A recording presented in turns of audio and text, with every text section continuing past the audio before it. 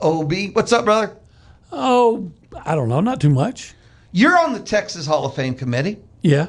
You didn't tell me that they're putting R.C. Slocum in as the Lamar Hunt legacy. I didn't know. How can you not know? You're on the committee. I've only been on like a week. Stop it. 2 weeks. Now you're playing like you didn't know. No, it's true. I've only been on like 2 weeks. The Texas Sports Hall of Fame announced this morning that R.C. Slocum is going into the legacy, the Lamar Hunt lifetime, and you're on the committee. No one's ever deserved it more. Again, as far I'm sure that was voted on and decided well before I was asked to be on the committee, and so when I showed up to vote, it was a whole different deal. You know, what I showed up for. So I'm sure in the future there'll be other people that are added to that receive that Lamar Hunt Award, and maybe I'll be involved in that. But again, I came in late on everything, so not buying any of that. No, 8th person all time only. Yeah. An award that they don't automatically put 10 people in every year. They just see someone worthy, and that's when they put someone in. It's only the 8th all time. He's and like I say, I think everyone that follows A&M, likes RC. You can't. I don't know how you don't like RC, but it's with RC, especially. And we're not buddies, right? I've never been over his house for dinner or anything like that. But man, I've just always respected the way he treats people. Successful as a coach.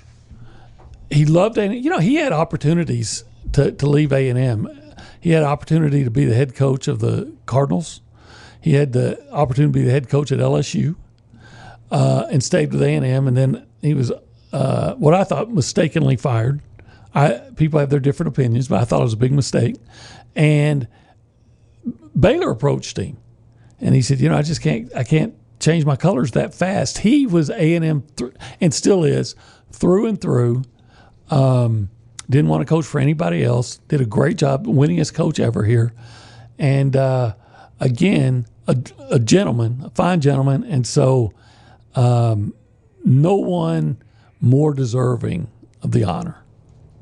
I always have a lot of admiration for him. The very first time I met him, I'd just come down.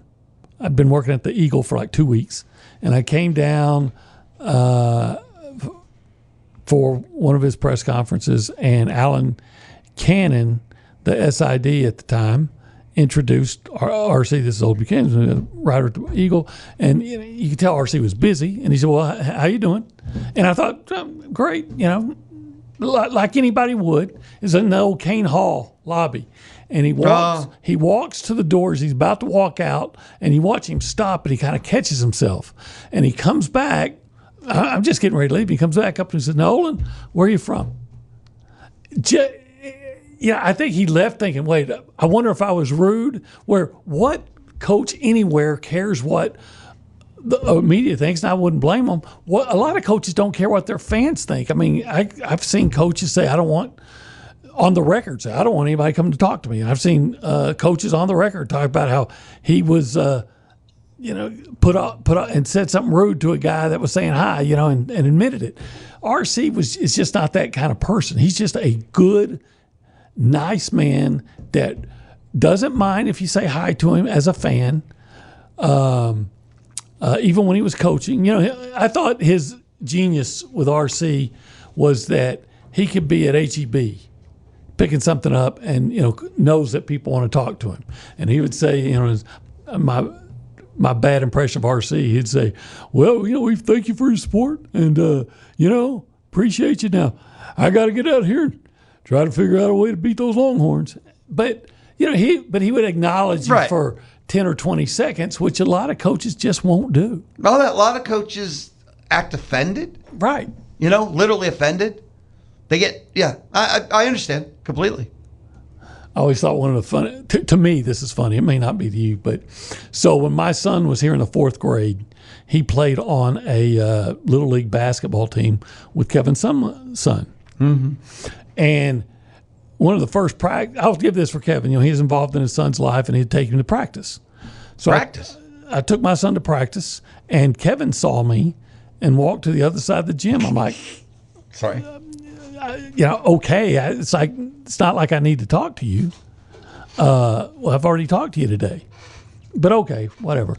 Well, I noticed, I wasn't necessarily sitting over watching or anything, but I noticed like 4 or 5 dads came over to talk to him, and Kevin looked like he was in hell, with these guys talking to him. No big deal. But what struck me is the next week they had practice, and I brought my son, and Kevin came over to me because he probably thought, well, at least I have to deal with this guy, and it's not 5 people, So I always thought that was funny how he's like, man, I can't take all these people come around. But RC was the type of guy, if those guys would have came over and talked to him, he would have acknowledged them, probably got their names, and then found a way to graciously exit. But look, let's talk about him as a football coach. I think he never had a losing season here. Correct. The final year after he got fired, had all kinds of injuries that year, especially in the secondary. They couldn't even play a dime package, or maybe even not even a nickel package, and it really hurt their special teams because you usually put, if you look, you usually have DBs and maybe a few linebackers on special teams. And so you had all these slower guys, and you got a lead, but you're punting to Wes Welker. That's just not going to work out for you. Well, it didn't. But I think the thing that's sickening to me the most was about him getting fired. And I've been told this straight by Reggie McNeil and Terrence Murphy. And they both told me, being a couple of East Texas guys, Lufkin and Tyler, that Adrian Peterson had told them, I am coming to A&M. I'm gonna commit to A&M, and then they fired RC. And so we never saw an offense that would have had Reggie McNeil, Terrence Murphy, and Adrian Peterson on it. That could have been good. I think it would have been spectacular. So, and of course, he was fired by a president because we didn't have an athletic director. And I hate it when the eggheads get involved in athletic decisions because, you're making decisions on things you don't know about. And that was another example in it. And I think, the Francione years didn't work out the way they thought it would. And then the Sherman years weren't that great. And then there was a flash in the pan with for 2 Sumlin years. And I think they're finally at a point now, maybe the early part of Jimbo, but they're finally at a point now, I think, where they're getting back to what they were. And another thing about, Sumlin, I'm sorry, Slocum, he couldn't get the, Texas and LSU and Oklahoma were really building back when they had the arms race for facilities, and A&M was staying.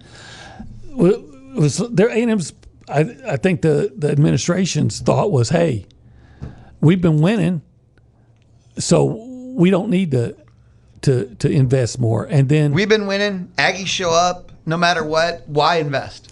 And it was a big mistake. And it got to where he was not recruiting. He did not have the same. He was not on an even ground. And he had, before he got fired that year, they didn't rank recruiting classes yet, but he had a top 5 recruiting class committed just on the promise of the Bright system, the Bright Center. Yeah. So anyway, I always thought that was a mistake, and I think the decades after the firing proved that it was. He needed to get an offensive coordinator, kind of update his offense, but I think he was always going to be able to bring in good players. It just made it harder to do so. Anyway, he's very, very well deserved of any award. Again, and an award that I like exclusivity. I think it's something that's dead in the world we live in, where everything has to be inclusive. I like exclusivity. I like an award they don't give out 10 of every year. I agree with that. I know that, like, I watch the NFL Hall of Fame, and sometimes I'll see guys and I think, was he really Hall of Famer? Hall of Good. You've heard that before. Hall of Good or Hall of Fame. I don't believe in Hall of Good. To me, it's one of those things. If you're a casual fan and know the player, or if you're not a casual fan and don't know, but the real hardcore player fans know, because like offensive linemen, that takes the hardcore fans to know. But if if the hardcore people can look at you and say, well, this without a doubt, and then the casual fans know who they are. Like, for instance, I've heard people say that Drew Pearson should have been in the Hall of Good. And as someone that grew up watching the guy and thinking how he made some of the most amazing catches, now they didn't come in the volume that they do today because teams played different football then. But like Bob Hayes took forever to get in. He changed the game. There was no zone defenses until Bob Hayes showed up. Well, if your presence makes the whole game change, doesn't that in itself make you a Hall of Famer? I would say yes. But there are other teams. Like, I'll tell you a guy that I thought was to my point about the I guess the hardcore journalists and things. There's a guy that played for your Steelers, offensive lineman. And I like to watch offensive line play. To me, this guy was amazing, and he's a Hall of Famer. But your casual fan probably has no idea who Alan Faneca is. Oh, but what a great all-timer. Offensive lineman. Yeah, all-timer. Question: you mentioned Hall of Fame. Switching here, but Mike Leach, Hall of Fame? Oh, without a doubt. Okay, he's eligible because they changed. Right. I love, what is the win percentage? 596, and you had to be 60. So the College Football Hall of Fame changed it to 595. Yeah, well, Mike Leach. First of all, he did it the hard way. If Mike Leach had ever gotten hired at LSU, at Alabama, at Texas A&M, at Texas, at Oklahoma, where he was the offensive coordinator, and they were incredible. Wasn't he the offensive coordinator when they won the national championship? Yeah, he would have had incredible success. Here's what I say: Mike Leach got Texas Tech to number 1 in the nation. Mike Leach got Washington State to. Did they not win the Pac-12 one year under him? They might have won it one year. And then was doing well at Mississippi State. But Texas Tech was number 1 in the nation. Now, they didn't stay there because they lost. But Texas Tech finished in 3-way tie with Texas and Oklahoma in the Big 12 South, which meant they were tied for the championship. So he plus he brought so much attention to Texas Tech by just being him. I mean, not to Texas Tech, to college football, just for being him. I thought really missed the boat and didn't hire Mike Leach, and he would have been perfect. Who's that? I understand there's stuffed shirts and everything, but to me, the program that needed Mike Leach was UCLA. Okay, yes. I remember this period. Because that would make people come out. In California, you can't just, you don't get. It's got to be a show. It's got to be an attraction. It's got to be a show. It's got to be an event-oriented thing. And he was a surfer, so I think that it would have been a strange. Celebrities would have liked hanging with Mike Leach, and UCLA just missed the opportunity, missed the boat. Because remember, they were still in that stretch where they only hired UCLA people, just like USC only does USC. Well, they did go out and get Chip Kelly, but that was later, and it worked out. I mean, it didn't work out. I don't care when they did it. At any time, they could have hired Mike Leach. He was at.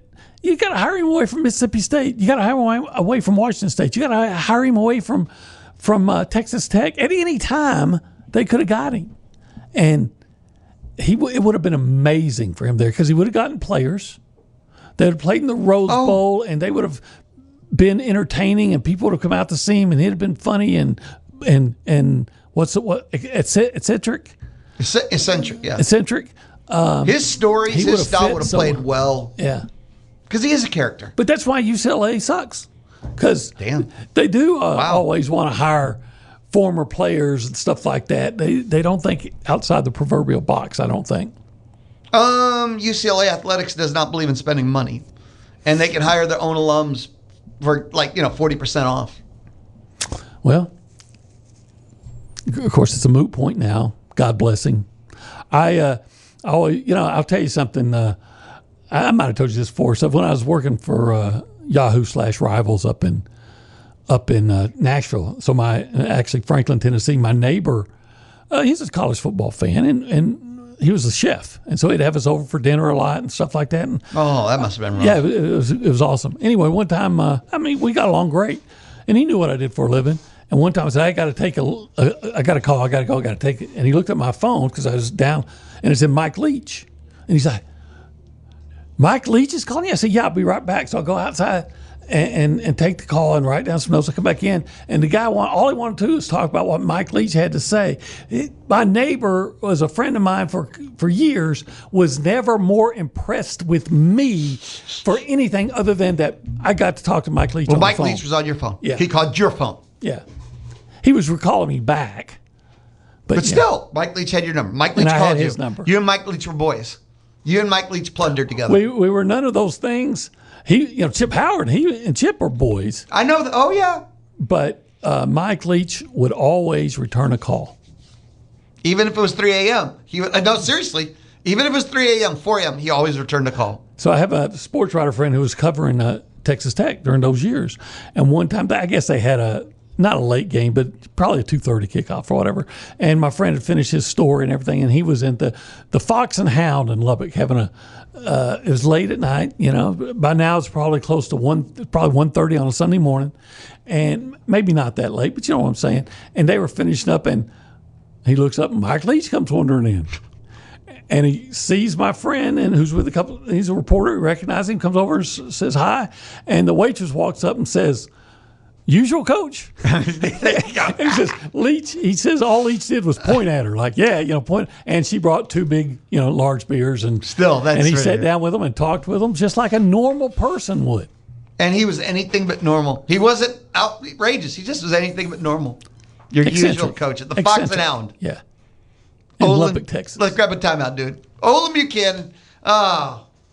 Leach was anything but normal. If you have a question for Olin, if you have a question for me, text 979-693-1150. Light up the Texas Mobile and Loop Express inbox, 979-693-1150. We'll be right back. It's the Louis Bellina Show, presented by CC Electric, Tuesday on The Zone. Give it to me. Give it to me. The Louis Bellina Show. It's awesome. The Louis Bellina Show, where impossible is not a fact. That's impossible. Listen in weekdays, 11 to 2 on The Zone. It is the Louis Bellina Show. It's still Tuesday. I mean, it hasn't changed in the past 3 minutes. I mean, it's not midnight or anything. Louis Bellina Show, presented by CC Electric, residential, commercial, and industrial services. It's what they do at CC Electric. Olin Buchanan time. Tuesdays, 1 o'clock. He hangs out with me inside the Charles Schwab studio. Low cost, full service, best of all local. I mean, that's Charles Schwab, and you're like, wait a minute, how's it best of all local? He said it's Charles Schwab. Well, Mark Sim, right here in College Station. Eat here, sleep here, live here. Goes to the games here too. That's best of all local. Look them up online. Go get more info at schwab.com/College Station. Charles Schwab and Company Incorporated, member of that SIPC. I can't join. Charles Schwab is. Go check it out. Olin. Yeah. Is Aggie baseball going to get a pitching coach? Eventually. Like, isn't the portal open? Isn't it like a priority? Isn't that important stuff? I'm sure they're working on it, even as we speak. Or how are you sure? How? Yeah. Because I guarantee him Michael Early understands, hey, I'm the guy that let my pitching coach go. Now I got to get somebody else in here. I kind of figured that the two moves that almost happened hand in hand with the portal open. You know what? You just never know. For all we know, the pitching coach of a team that's playing in the College World Series may be agreed to come here. I mean, I'm not saying that's the case. No, I thought about that. But for all we know, that could be an issue. It could be sometimes a guy has a contract that'll pay him X amount of dollars if he's, say, the coach on July 1st. Retention bonuses. So let's just wait till July 1st. Retention bonuses. We'll name you on July 2nd, right? There's always all kinds of things going on.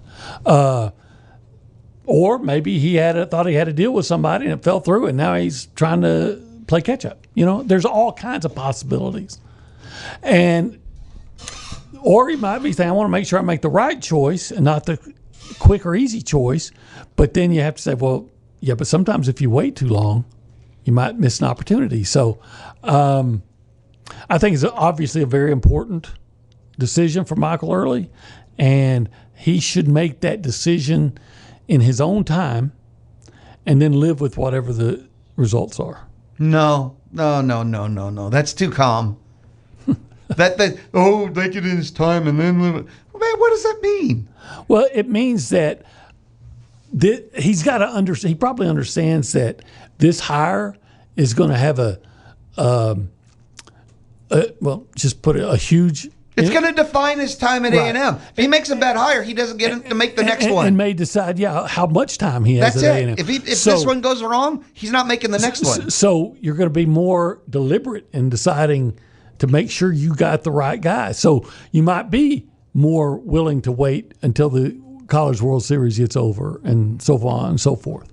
Sure. That was the only thing I'm thinking, like, well, if they're going to hire someone who's on a current staff, still active, mind you, that's only 8 teams, but still, of course, you wouldn't announce the hire I wish yet. they could hire. Who? And it'll never happen. Who? Rob Childress. Oh, yeah. As a pitching Yeah, coach. of course. But that will never happen. It was kind of like I always thought Mike Sherman, bringing back not as head coach, but O-line bringing coach, back as O-line coach. Or actually, okay, if you want him to kind of have his own freedom of will and hours, he's a consultant on the staff whose job is in charge of O-line.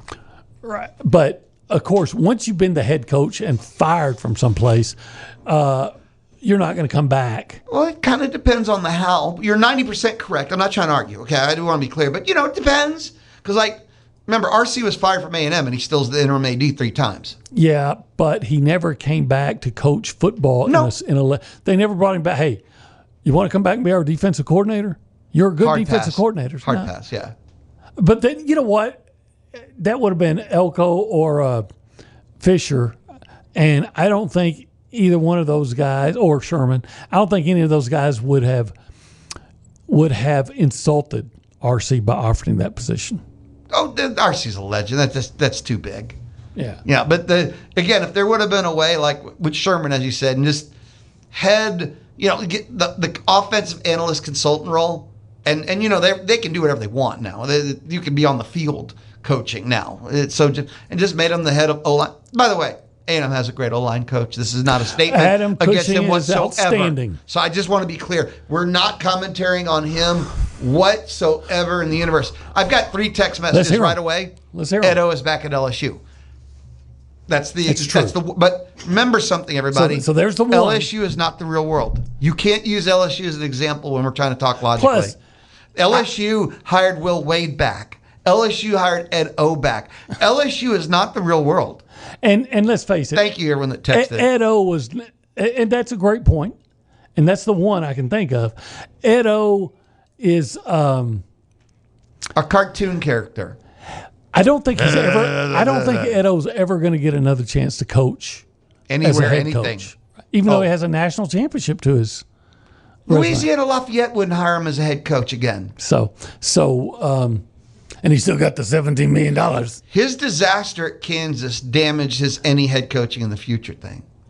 Was it? No, it was Les Miles. Sorry, thank you. The LSU thing. Yeah. My bad. It's LSU. My bad. They all kind of run together. But, yeah, so that's the one. That's the one. There was a reason why USC never gave him a chance, even when he won his interim. Yeah, he won his he failed at Ole Miss. He was a good interim coach. The thing is, I've said this before, I actually was on the air and predicted that he'd win a national championship at LSU. But at the time I said, if he will recruit and be the face of LSU, I understand he can say we need to run or we need to pass here, but for the most part, have really good coordinators and get out of the way, you can win a national championship. And that's what he did at first. But then his good coordinators left, and he didn't have the X's and O's acumen to, when he brought in bad coordinators, to fix them or to take over from them. So let me ask you this. What you said is like hire and then leave them alone. But if you don't have it yourself, how do you know who to hire? Like, do you have others you trust, or just how do you make that process work? I think you should have others to trust. But I don't know. I think I could find people like I'm on the radio, but let's face it, I'm not. That's not who I'm not that's not my job, right? It's just something I do. But I know a good radio host when I hear one. I think if you're in Why are you looking past me when you say that? I'm looking That hurt. right at you, Lou. You look right past me. I'm looking right at you, You're Lou. like, oh, wow, that hurt. Lou Bellina, who's been here forever. Longevity is a key, is a not symptom, is an indication. It's a symptom. It's a disease. Longevity is an indication of greatness. You can't do something for a long time if you're not good at it. No, they couldn't find anyone else. You can always find somebody else. Always. Olin, you're trying, man, but you look right past me. If they could find a replacement for Tom Landry, they could find a replacement for Louis Bellina. That was a tragic day. You're a Cowboys fan. That's one, and he needed to go. Oh, you're a Cowboys fan. He needed to go, but he needed to be shown out in a different way. I don't know how that was, but hey, Tom, we really want you to just announce your retirement. Whatever. But what happens though when if he does these legend icons that would say, because Bobby Bowden refused to go, but he ended up finally getting pushed out. Right, but you think Tom Landry would have just agreed? No, I don't know. Probably not. No. So sometimes these icons make it hard. But then you have to say, okay, well, you don't just show up and say, for a beloved individual and say, okay, you're done. Never meet them at the airport to fire them. Never show up when the bus shows up. Never wear flip-flops. There's certain things you don't do. I mean, there's certain, like you said, USC made Lane Kiffin a sympathetic figure when they fired him on the tarmac. How messed up do you have to be to make Lane Kiffin a sympathetic figure? So, yeah, you got to understand there's just certain ways to do things that. But yes, but like the texter said, Ed Orgeron is as he's the exception to the rule, which he probably is the exception to a lot of rules. I think one of your fellow Dallas Cowboy fans texted me. Okay, we go to the Texas Mobile and Lube Express inbox and it says, Olin, they still haven't found a replacement for Jimmy Johnson. Jimmy Johnson, agree. I think for 3 decades. Jerry Jones has been trying to prove that Jimmy Johnson was not the architect of all that success in the 90s. And in 3 decades, all that Jerry Jones has proved. Didn't Barry Switzer win a Super Bowl? Barry Switzer. Yeah, but it was Jimmy Johnson's team that he assembled. And that was like with Switzer as your coach was like putting a sumo wrestler on Secretariat. They won in spite of him, not because. Those players would have run through a papier-mâché wall for Barry Switzer. Yeah, as long as, because he wouldn't make them practice. You have to admit that the Cowboys were a juggernaut, and then with the decline, I know they got to the championship and lost, and the NFC championship, and then they won the Super Bowl, but the decline, under Switzer was dramatic. I mean, the first 2 years, again, he's doing it with all of Jimmy Johnson's players, and then they get to the next year they lose, I think their first playoff game to the Panthers. Then the next year he's fired for having a gun at the airport, and then they go from bad to worse with Campo, and they go 5-11 for 3 Dave straight El years. Campo. So there's some glorious names in there. Dave Wannstedt. He was never the head coach. No, he was the head coach. He had the mustache. Yeah, I know him, but he was the defensive coordinator. Really? Why do I think he was? Chan Gailey, who I didn't think was that bad.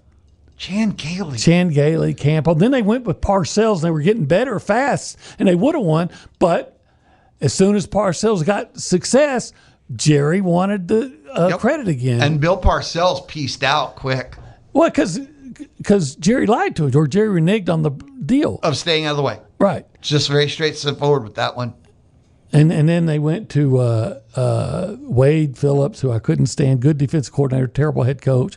And then the Clapper, Jason Garrett, and then Howdy Doody. And then wow, the guy that I could not I could not stand Mike McCarthy Michael either. McCarthy, who guess who's the head coach of now? Yeah, you're Steelers. Thank you. Well, no, time out on that note, because you know how hard I've blocked that out since the announcement? I know. They move on from Mike Tomlin, Mike Tomlin was a phenomenal coach who got stuck in the same gear. Okay? That's all. And he was a good fit for the old Steelers organization. And the story of the Steelers is the front office has changed. And he doesn't fit this version. Nothing does. Anyway. And so they're doing this historic move. And they decide that Mike McCarthy is the way. It's the saddest day for me as a Pittsburgh Steelers fan, I think, was when they announced it's everything you needed to know about the state of the Pittsburgh Steelers was Mike McCarthy. Mike McCarthy. We'll be back. Mike McCarthy. Saddest day for me as a Steelers fan. You got a lot more sad days coming. No. Boring, known trajectory, mediocrity. I mean, they won't be sad. They're going to be exactly as expected. It's the Louis Bellina Show with Olin Buchanan inside the Charles Schwab studio. The Louis Bellina Show, presented by CC Electric. Don't ask unless you want the truth, because you can't handle the truth. Weekdays, 11 to 2 on The Zone. The Louis Bellina Show, presented by CC Electric, built on faith, family, and community. That's CC Electric. Olin Buchanan time. Tuesdays, 1, he comes, hangs out, we chill, have fun. Really, we hang out, and it's summertime. What better time than to hang out? Olin, I've been talking this week, and it's not just a This Week narrative, but A&M top 10 team. It seems to be, you look at all the way too early, their A&M's about 7.9 if you use the polls. CBSSports.com did this returning starts, returning games, returning production, and Elko in the portal identified actually experience, and A&M is 7. ESPN.com today did 2-year projections. They used to do 4, but that's impossible nowadays with portals and stuff. And they have A&M at 9. And the picture, my point, is that A&M is perception moved into a top 10 program status. Perception. Mm-hmm. I think that's the reaction to Mike Elko being the coach, and you're seeing a guy that won at Duke, and he comes to A&M, and he wins at A&M. Look, the 2024 season, we were frustrated with the way it ended. But going into the season, I don't think there was a lot of people that expected that A&M would be playing in November with a chance to get to the SEC championship game. And in fact, in their last game, if they won it, they go to the SEC championship game. And then last year, they went to the last game with a chance to get to the SEC championship game. And if not for changing of the format, they probably would have been. But okay, what you're seeing is, though, not just a program, but a coach over 4 years whose teams have been consistently good. And I'm including those 2 Duke teams. Sure. So you see that coach, and there's people that just have confidence in him nationally. And then he said, well, I know their quarterback is kind of up and down, but the fact of the matter is you do have your quarterback returning, and he did 3,000 plus yards passing, 500 yards rushing, da-da-da-da-da. He's just got to bring down his interceptions. You say, Craver, you got excitement there. I don't think they should be I wish they weren't a top 10 team. Right, in the preseason. I would like to come into the season ranked somewhere around 15 to 20. Just because, and then work your way in, because if you win your games, you're going to get in there. Because there are questions about the offensive line. It may be great. Like you said, Adam Cushing's a tremendous line coach, and there's talent. I'm not saying there's not, but I just need to see them do it together. What about your linebacker situation? What about your defensive line situation? You lost the SEC regular season sacks leader and SEC Player of the Year on defense. You lost, I think, 2 third-round picks at tackle, Regis and Onyedem. Yeah. And so, you look at that, you say, do you just automatically assume the next guy is going to be as effective as the last guy?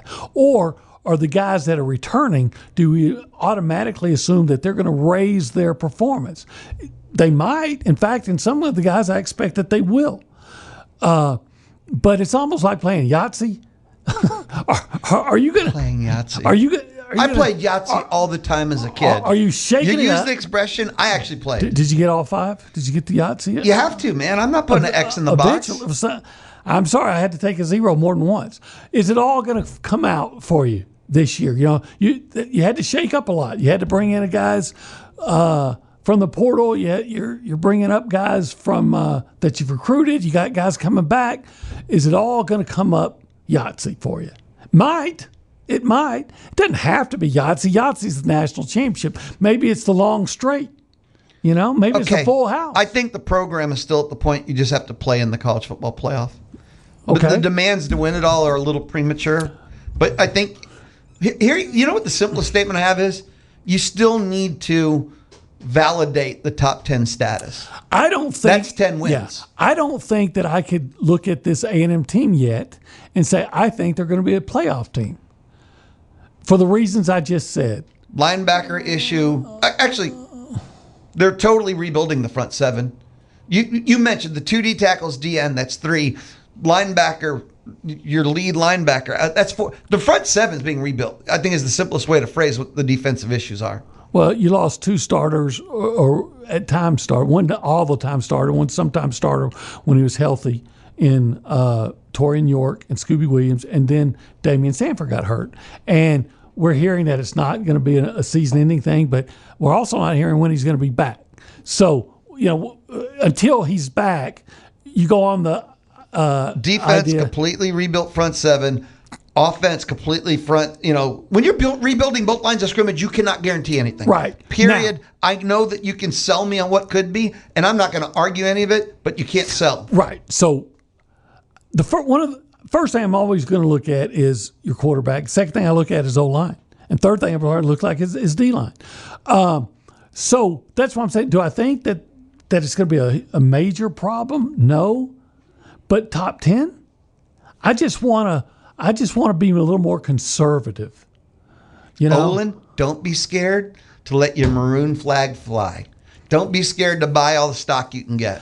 I don't want to buy. I just want to make sure. I'm not saying I have to buy Apple. I'm just saying I don't want to buy Enron. Right? Give me. I want to. Right now, I want to buy Coke. Something Coca-Cola. Something that guaranteed is guaranteed. And then when I make a little extra money, then I want to invest more heavily in my IBM. And we're talking about our emotional investment in this. In that, I just got to see that offensive line for myself perform together and be effective, and then I'll say, you know what? Heck yeah, they're a team that can make the playoffs. But last year, one of the main reasons I felt like they could be in the playoff was I knew they had a good offensive line. Offensive line plus quarterback equals a chance to win every game. Right. Every game. So if one of the reasons why I felt like that they could win last year, because I remember telling Nuno one time, we were about this time last year, and I said, look, this is the year. Because you've got this experienced offensive line. Next year, you're going to have to rebuild it, and who knows? But you know you've got a good offensive line. And I knew it was last year was a year to have a good year. And they cashed in the opportunity, obviously. So I would be very disingenuous if I go all saying, look, I'm going to always be bullish on a team with a proven offensive line and then come back and say, oh, they don't have a proven offensive line, but I'm bullish on them anyway. Now, if they had a defense that was like number 5 in the country last year and 9 of 11 starters coming back, maybe I would say, okay, then playoff team because they can win it with defense. But they don't have that. So until I see that offensive line play at a high level with my own eyes, and until I see that the defense, the front 7, is at least competent. I'm sure it'll be competent. I'm sure it'll be more than competent. But until I actually see it, I'm going to say, I'm going to pump the brakes just a little bit on the top 10. Olin, talk to you next Tuesday. We're done? Yeah, we're done. I yak too much. Okay. See you next Tuesday, buddy. I'll be here. All right. Thank you, brother. You can listen to Olin every morning, 8 a.m. It's called The Go Hour, part of Texags Live, and you can hear it right here on The Zone. Up next, Community Spotlight, Aggieland Humane Society. Ooh, puppy or kitten, who knows? It's the Louie Bellina Show presented by CC Electric on the Zone. You can get the podcasts of Texangs Live, The Louie Bellina Show, or Chip Howard at zone1150.com, Google Play, Apple Podcasts, or Spotify. The Louie Bellina Show, Tuesdays. And, Tuesdays we wrap things up. It's called the Community Spotlight. I visit with another nonprofit from around Bryan College Station, the Brazos Valley. We say hi, hello, find out the mission, find out what they have coming up next. This Tuesday, right now, matter of fact, it is the Aggieland Humane Society. Katrina, how you doing? Doing good. How are you? I'm awesome. Summertime. Oh, Big yes. fan of summertime. Not 190 degrees. Don't get me wrong. I hear you. I like the slower pace of life. Yes. I like the hanging out. I like seeing friends that didn't know I still existed. Things of that nature. Big fan. Love it. Going to H-E-B and not having to have, a swarm of, I hear you, all the people. I like being able to go out to eat wherever you want to go out to eat, not wondering if you can get in or how long is the wait. Yep. Things of that absolutely. nature. Summertime in Bryan College Station. Quite fantastic. Who's your friend? This is Mango. Mango is about 2 months old, and she's a purebred mutt.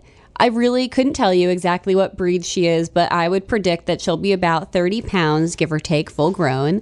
And, maybe whoever takes her home will do a DNA test so we can find out exactly what she is. Mango's kind of our puppy dog of the week. Aggieland Humane Society. Dogs, cats. Do you have other animals too? I don't think I've ever asked that. We do. At this exact moment, no other pets, but we just, last week we had a duck. We get guinea pigs, goats, all sorts of, really just whatever comes to us. We've even had horses during my time there. So truly, if there is a pet in need, it's going to end up coming to us.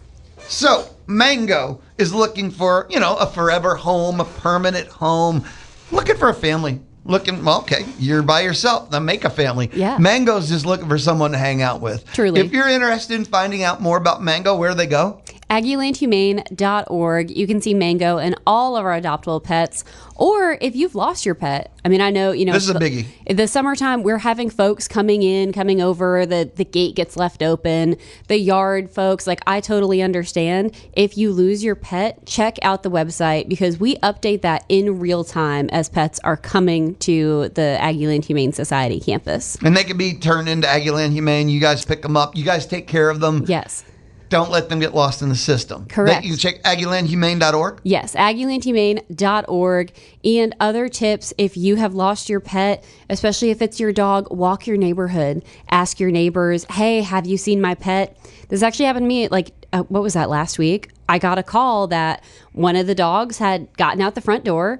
And where I live, it's much more rural. So he went down the driveway and just started meandering. So I got home as soon as I could, and I went to my neighbors, some of them who I don't even really know because, again, it's rural and you just don't really know everyone. And I said, hey, have you seen this dog? This is what he looks like. And within about an hour, I was able to find him. He was hanging out with one of my neighbors sitting in his tractor. What do you guys have coming up in June? I know this one already passed, which made me sad. I know you had puppy yoga. Yes. Right? Oh Puppy my yoga God. just went down. That was crazy. I think we're going to have to do it again because it filled up immediately. Yeah. And everyone wanted a spot to do puppy yoga. So stay tuned for more events like that. Actually, this Friday, we have 2 events. That's right. One downtown Bryan, Murphy's Law will be there from 2 to 5 p.m., bringing adoptable pets, having a profit share. They're going to have some special drinks for us. So that'll be a great time. And then the other... Draft. Yes, Rough Draft will be there from 2 to 5. Rough Draft is doing a dog wash, which is super cool. Bring your pet or adopt a pet. And again, drink specials, profit share, a really great time. So if you're practicing Summer Fridays, just take the afternoon off and come hang with us at Aggieland Humane. So cool. Both of them are places I know. It's sad. Most people go, if it's a bar, you know it, Lou. Stop. It's true. If it's a bar, I tend to know it. So, Murphy's Law down in Bryan. Yeah. I love downtown Bryan. Huge fan. And then, of course, Rough Draft. Oh, gosh, their pizzas are incredible. Oh, good to know. Okay. Okay, cool. What do you get? What's your go-to? Okay. They have, it's called, I think it's the Rosenthal in honor of, the meat. And it's just all meat, and it is phenomenal. I'll give you another tip with them. Best pepperoni rolls in town. Really? They're the dough. The dough they do is unbelievable. Okay, don't tempt me with a good time. So you'll catch me there. Yeah. best pepperoni rolls in town, and they don't do them every day, I believe. Okay. Oh, I hope But they'll do them Friday. If you ever see them, go. Otherwise, I'll name drop and I'll be like, well, Louis told me I have to try the pepperoni rolls And here. it'll be like, so- all right, hold on. I'm telling you. So, oh, yes. Love that place. Big fan. Anyway, okay. So there's 2 locations Yes. that they can hang out with Aggieland Humane this Friday. This Friday. What time is downtown They're Brian? both at 2 to 5 p.m. Okay. So it's honestly like a little unofficial pub crawl. You know, you can So stop good. by one, visit the next, and just come on down. It's going to be a really great time. And of course, we'll have team members out. We'll have adoptable pets. So come say hello, get to talk Bring about your the pet. mission. Yeah, bring your pet. Hang out with other pets. It's all in good fun. And there's good food and drinks too. AggielandHumane.org. If Thursday rolls around, you're like, wait, where are they? AggielandHumane.org. AggielandHumane.org. Katrina, thank you so much. Thanks for having me. Mango, woof. Be good, brother. Thank Mango's you. so cute. Just a doggy dog. And you said purebred mutt. Yeah. I'll be honest, that's my favorite kind of dog. Oh, yeah. I like dogs that have seen things. I like dogs that have been around. I like dogs that just kind of, and Mango's just kind of like looking around going, Yeah. nice mic, nice monitors. We're just chilling. Yeah, Mango's just kind of here for the show. Literally. Be good. Thank you. I'm back tomorrow with Tony Catalina. I'm back tomorrow with, Bubba Bush of BVMMA and Fitness. That sounds right. I don't know. I can't remember. I know Chip Howard's on tomorrow too. Gotta go. This has been the Louis Bellina Show Tuesday. This has been the Louis Bellina Show presented by CC Electric. Be awesome, everybody.